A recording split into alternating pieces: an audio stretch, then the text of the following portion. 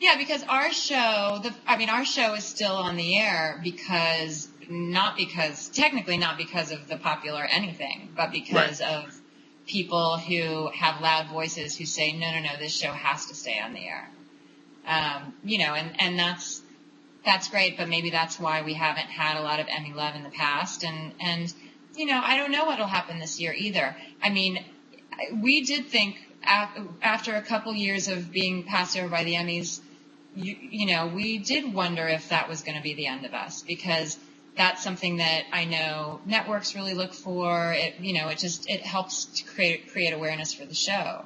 So, but some shows struggled the first few years. Scrubs didn't get recognized at the Emmys till a few years into their run.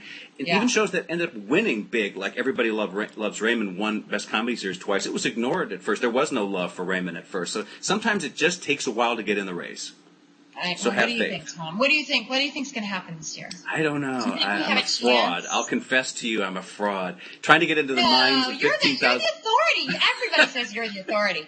I mean, even if you are writing about all kinds of other crazy things, you're still an authority on the Emmys, as far as I'm concerned. Well, the Emmys are my favorite award because I've written books on all of them, and I've spent 20 years of my career studying them all. But I think there's just something fantastically wonderful about an award that forces its voters to look at the work of its nominees. And then you have a show like Cheers or Hill Street Blues or Cagney and Lacey or All in the Family is another example of a show that was saved by winning Emmys. And that's something great about that. Yeah. So if you get into the running for the nominations, you have an excellent chance of winning. Do you know what episode that you're going to submit, by the way? Let's say you get into the 5 for supporting actors. It all comes down to one episode. What will yours be? Because you can only pick one. I know. Do you have a suggestion? No.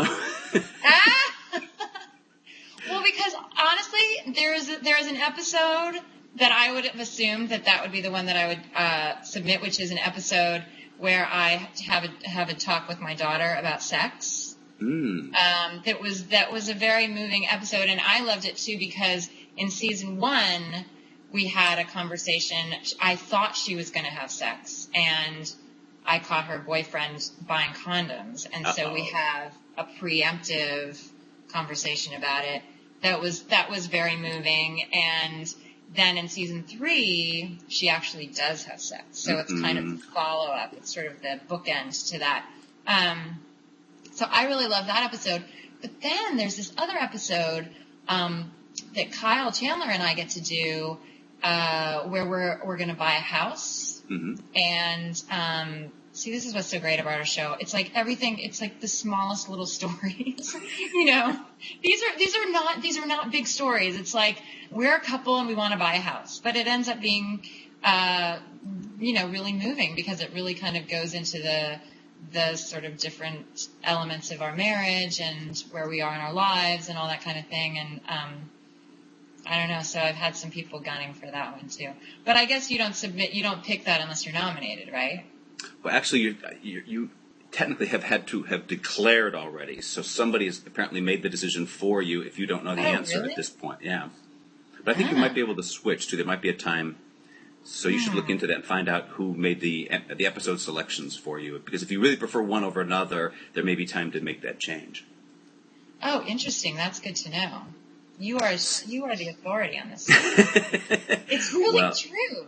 But you know what's fun is that everybody at theenvelope.com are authorities, and the posters at our message boards usually are the best sources, and I would say at least 20 to 30 Emmy contenders just defer to them to pick their episode. So I will ask our posters in the message boards, what should Connie's episode be? Now they got Cynthia Nixon her Emmy. They've gotten Hugh Laurie. I know has picked his episodes based on what they've told him in the past. I know that I'll stop naming names, but major contenders, some who ended up winning, our posters because there's an art to it. There's a fine art to having. Wait, would you do that? That would be amazing. Sure.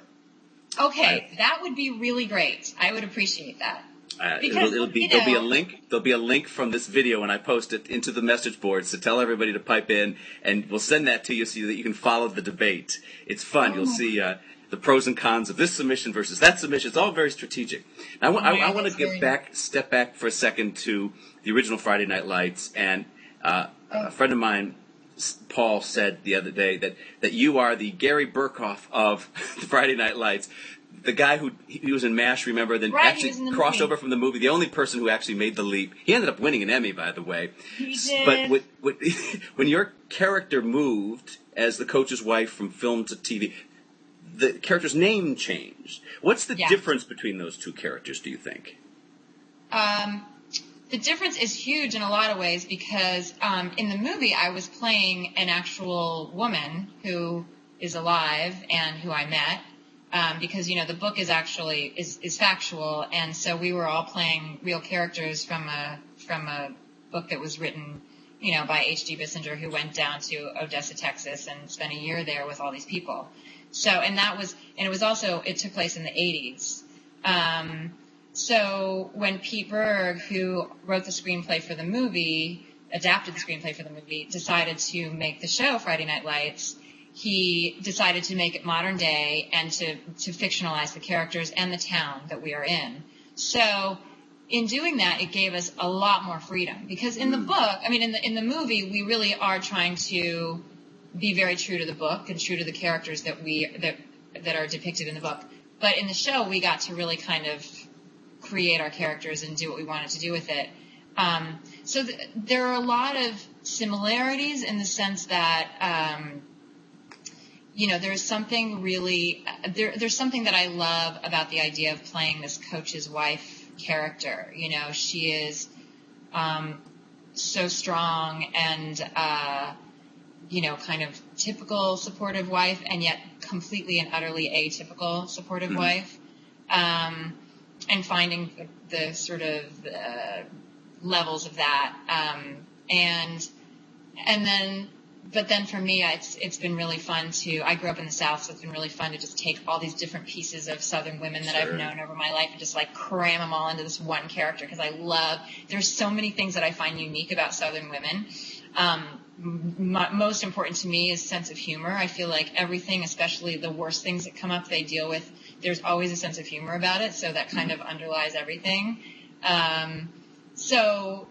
It's been really fun for me because, of course, it's much more, we've been able to flesh the part out much more. In the movie, I went to the premiere of the movie, and in the middle of the first part of the movie, I turned to my friend and I said, I think they made my character mute. We didn't get to see a lot of what was happening with good old Sharon Gaines in the movie, but we've really gotten to flesh it out and to see the impact that the female characters have on, this little town in Texas, which is great and, of course, important. And, awesome for a TV show to be able to show such complicated female characters. Yeah, that's the thing about your character. She's very complicated. She's strong, but she's vulnerable. She's all over the place. It's really an interesting role. Yeah, no, when we because of the way the character came across in the movie, when Pete Berg asked me to play the role in the TV show, I really basically was saying no. And, I was very hesitant because I thought it was going to be kind of a thankless, wife role, very supporting, kind of one-dimensional.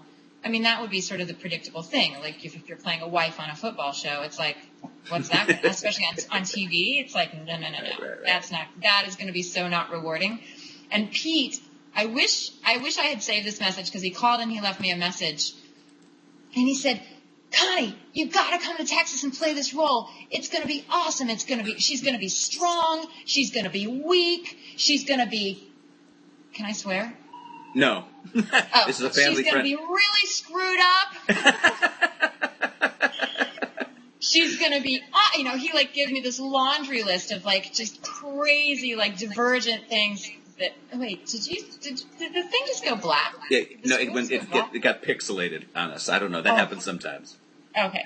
Anyway, so he gave me this laundry list of all the different dimensions and traits that we were going to get into and being able to play this character.